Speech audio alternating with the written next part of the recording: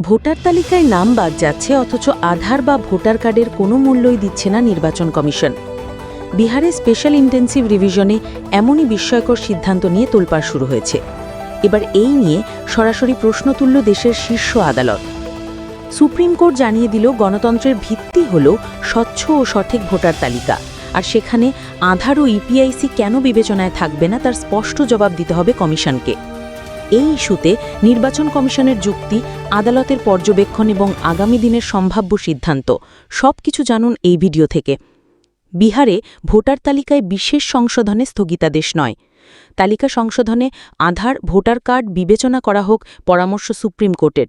বিহারে special intensive রিভিশনে অর্থাৎ voter তালিকায় নিবিড় সংশোধন শুরু করেছে নির্বাচন কমিশন। ভুয়ো ভোটার ধরতে যে 11টি নথির তালিকা দেওয়া হয়েছে তাতে আধার, ভোটার বা রেশন কার্ড নেই। এর পিছনে যুক্তি ছিল এই সব নথি জাল হতে পারে।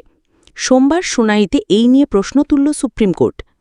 কেন আধার কার্ড বা ভোটার কার্ড বা ইলেকট্রাল ফটো আইডেন্টিটি কার্ড ইপিআইসির এসআইআরের বিবেচনার তালিকায় রাখা হলো না, সোমবার তা কমিশনের কাছে জানতে চেয়েছে আদালত।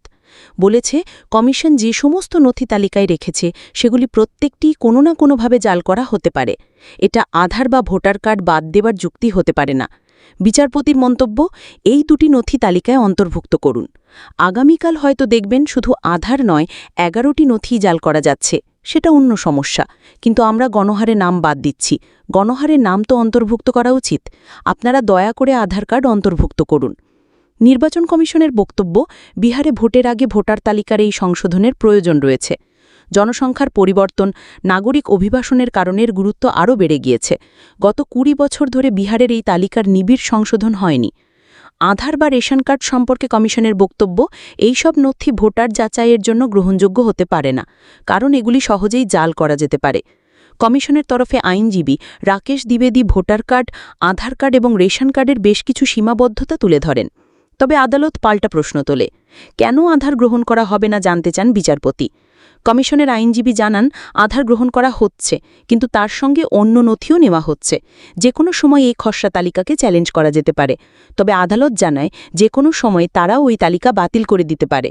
বিচারপতির মন্তব্য, বিশ্বাস করুন, এতে আমাদের ক্ষমতা খর্ব হচ্ছে না। কিছু ভুল হচ্ছে জানতে পারলেই আমরা সব বাতিল করে দেব।